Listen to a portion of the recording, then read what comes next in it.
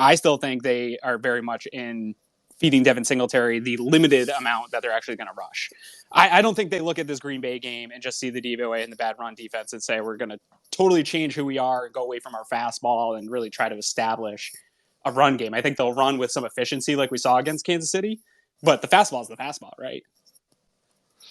Yeah, I mean, of course, and it's again like something you guys talked about on Cover One Buffalo this week. You had Ben Baldwin on pointing out how the 2022 Bills are a top 5 offense in terms of their series conversion rate, but people still complain about the running game, and I've gotten to the point where it's like, I mean, it works. What they're doing works. Sure, it would be great if the short yardage situations is where I have concerns, right? Like, one, if you're going to run it on those short yardage situations, I want to see more conversions.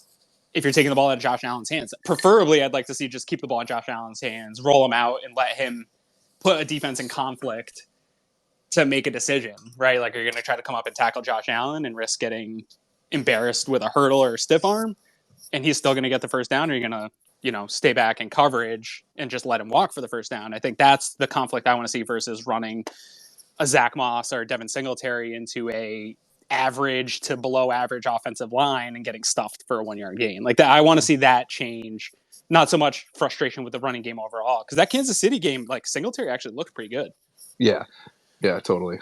So I think they still lean into Singletary as the main back. Maybe James Cook gets slightly uptick in touches, but I think it's going to be a slower than fans want for James Cook to really be a dynamic part of this offense. And that's okay.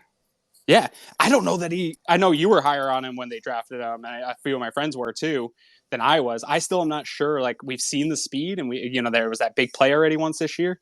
I don't know that that's like a consistent thing for James Cook. And I agree with fans that I want to find out, but I also don't want to force it this early in the season to find out, right? We've got him for a while. The development can happen.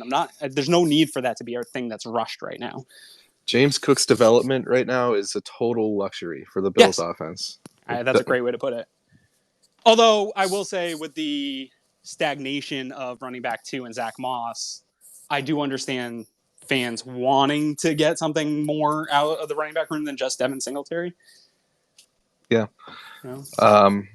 It's true, but it's like, I don't know, this conversation about the run game, it centers so much around carries, but we know by now that the Bills' run game isn't just about carries. It's about those short passes, getting guys out into the flats on wheel routes, they're starting to get the screen game going a little bit. I love that. Yeah. Yeah. So, I mean, I just think that maybe the Bills' running offense doesn't quite fit into the traditional metrics of how you measure a rushing offense. So, I don't know, there's something to think about. Yeah, it could be. And again, for me, it comes back to just like, I really want to see sort of how the short game is called and just that efficiency step up a little bit. Again, we don't need 100-yard rushers every game. I don't need total ball control. This Bills team, I've never been one of those guys that says abandon the run, never run. I'm not that side of analytics Twitter or anything, but I do think this team, when you look at the data and you look at how the success that they've had and where the ways that they've had it, it's pass first, pass all the time, pass often, pass all the time, right? Like, that is the best weapon you have. You could argue too, though, that like those RPOs where it's like somebody's giving Stephon Diggs 10 yards of cushion for some reason, and Josh has the option to hand it off or get 8 yards to Diggs outside. I mean, that's part of the run game, right? Totally. And even not if somebody's playing off, but putting those linebackers in conflict. And that is something in this game. We talk a lot about that back 5 for the Green Bay Packers, and really even the front has some things that give you some cause for concern. But I do think that Josh Allen, his ability to process the game now, which still doesn't get talked about enough. Everybody just talks about his physical traits and that he just kind of physically dominates everyone, which is true, but he also has gotten to the part where he's understanding the game and sort of a maestro running the offense. You saw a clip from McNown on the Underdog Fantasy podcast, and he was talking about with Khalil Shakir and getting him, basically talking to him at the line of scrimmage that, hey, if these two linebackers are hot, you're the hot route. We're going to you. And basically doing Shakir's job for him. So we've seen the evolution from the progression side for Josh Allen too, which I think just, with that RPO stuff, we've already seen the success of that RPO game, putting these types of linebackers in conflict. Him being kind of a step ahead, I think is just almost impossible to guard. So we've talked a lot about, clearly Cromer coming in and the hope that just the coaching alone would be something that could unlock sort of the talent that we had, because really all we added was Saffold. Returns, at least in the running game, haven't been awesome thus far this year, although it seems like the trajectory is good. I'm not smart enough to look at offensive line play and know exactly what's going on. Is there anything from looking at them where you're like, oh, you know what? I can see what they're trying to do. They're just not quite there yet with the scheme, or is it just them getting their asses kicked? I think there's a little bit of the former of what you said. I do think, Eric's talked about it in a couple of the film rooms. And just to let you know, other Eric, we can't hear you, so you can chime in next. I think there is a bit of that there. I do think maybe there was a little bit of the kind of wish casting out there that, Aaron Cromer was going to come in and just magically make everything awesome. I think it's hard to acknowledge it. It actually probably is a little better. This line's been not great. It's been below average for a while. So incremental improvement on top of the fact that, Josh Allen also kind of hides a great deal of the flaws anyways. It's not super easy to judge. So I think there's enough incremental things going, especially when Spencer Brown gets back and you can utilize all the athleticism that's there. Some of the things with the pin and pull and getting guys more out in space and using that, I think is there. And I think we're going to see this not just in the offensive line, not just in, the usage of things.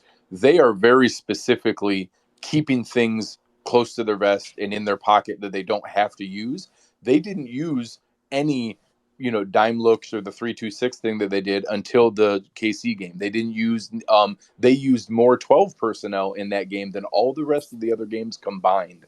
So they obviously have things that they're keeping in their pocket that they don't need to show in a Steelers game, or they don't need to show in a Titans game. And I'm not 100% sure they need to show it in a Packers game. And that there's things we're going to see in maybe a late season Bengals matchup or in the playoffs that is going to be little wrinkles that they haven't had to show because they don't have to, because they can play a little more vanilla and still whip people's asses playing vanilla. I don't think the offensive line is going to be very good at any point this year. I think they're going to be pretty average, and that Brandon Beane's going to continue to invest just enough assets to maintain an average offensive line and have depth in case of injuries. I think that's kind of the plan to keep this offensive line together, knowing that Josh Allen can create some space on his own and make them look better in the more important aspect of the game, which is passing, and hoping that the run game can be efficient enough. But I think it's an average group, and it will probably stay that way.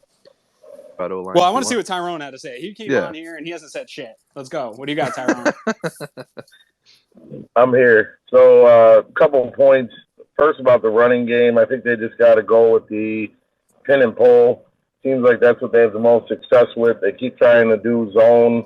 Doesn't seem to be working. So let's just try that. I think that's where we'll have the most success. I agree about the O-line being average. I think that'll be good enough.